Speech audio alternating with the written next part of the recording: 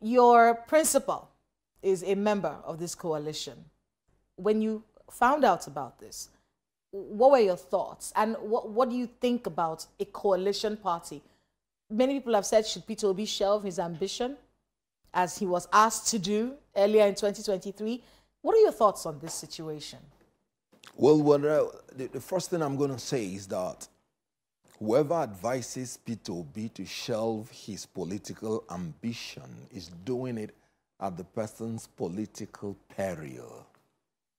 You can imagine a human being that went into another political party almost 3 months before the election, and he won 12 states, including the Federal Capital Territory. No other candidate won more than 12 states. No other candidate scored up to 25% in FCT. He's the only candidate that got 25% in the whole geopolitical zone. You know what? Peter Obi is the opposition leader. But he is a part of a coalition right now. Coalition is not a party. It is a platform to negotiate, to know whether there will be a party. In law, we'll call it invitation to treat. It's not yet a qualified offer. So it is simply a platform for negotiation.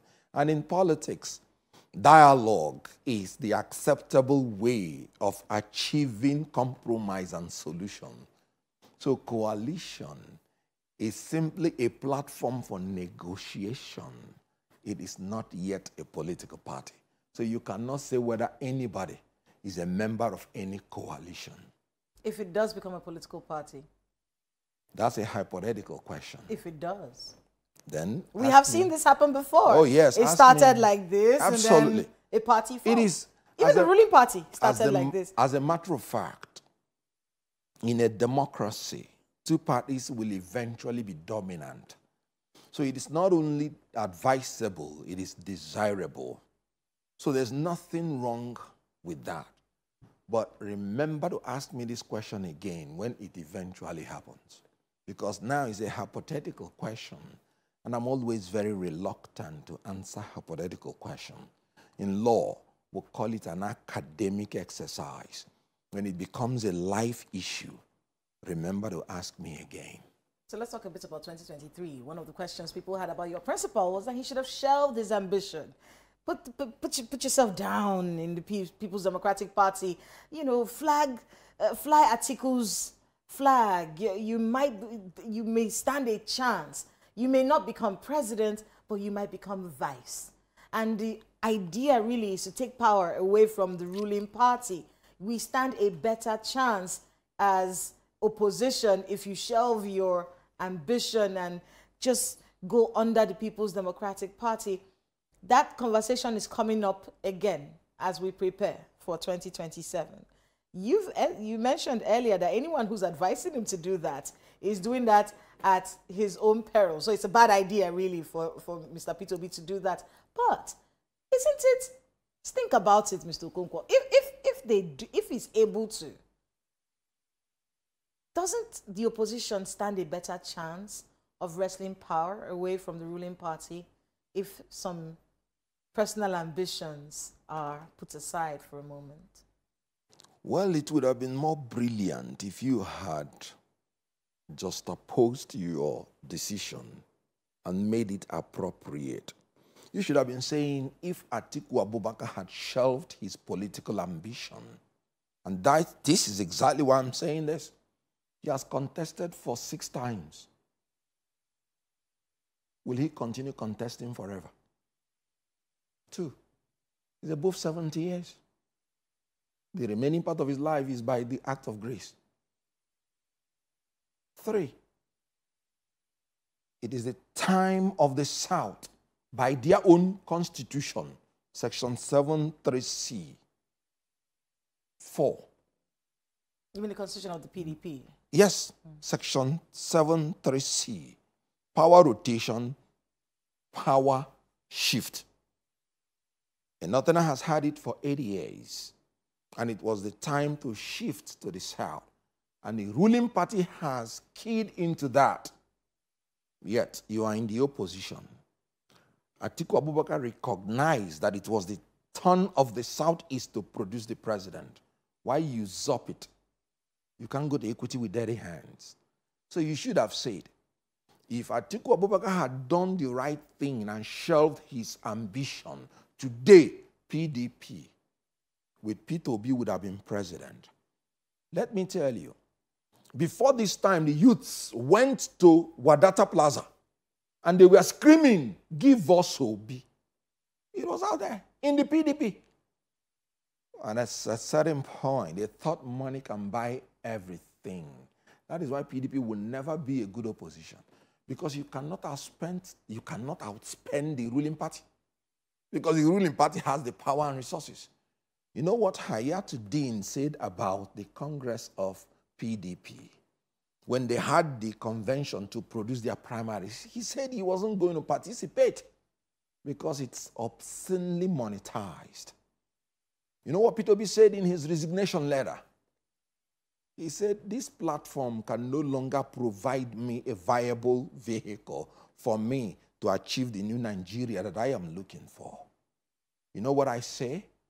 I say a party that is, that has made itself susceptible to stomach infrastructure can never be a good opposition party. Look at what is happening there.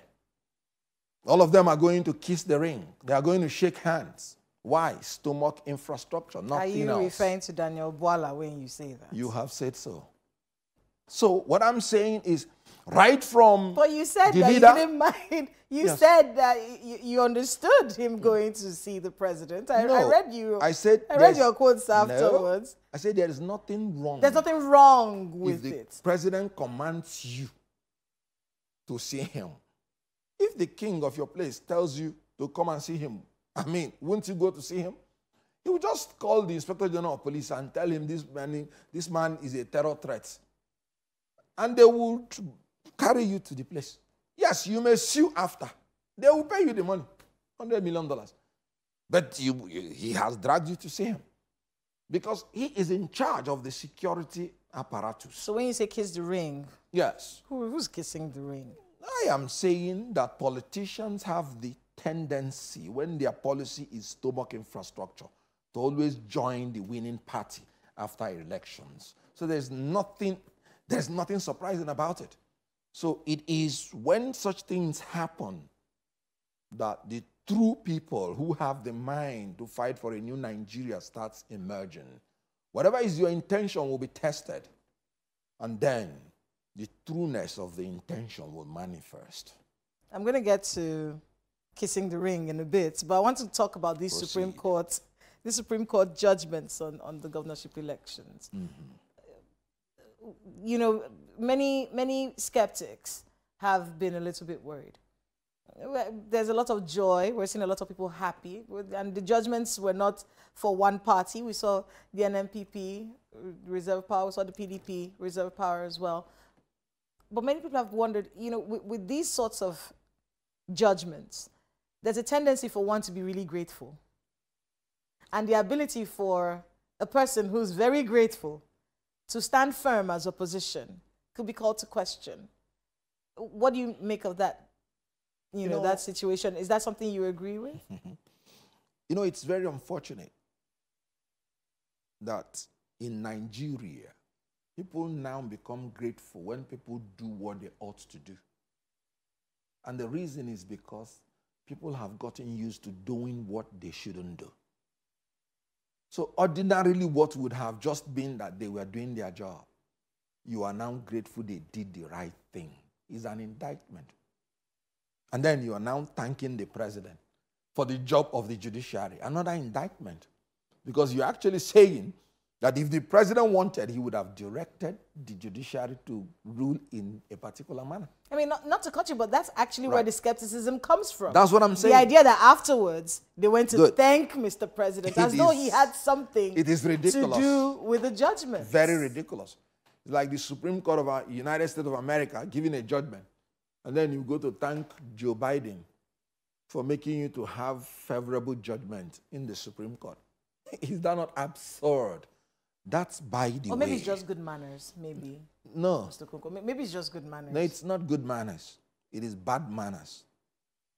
Good.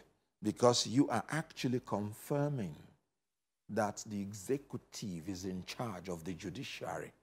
You have negated the principle of separation of power and checks and balance.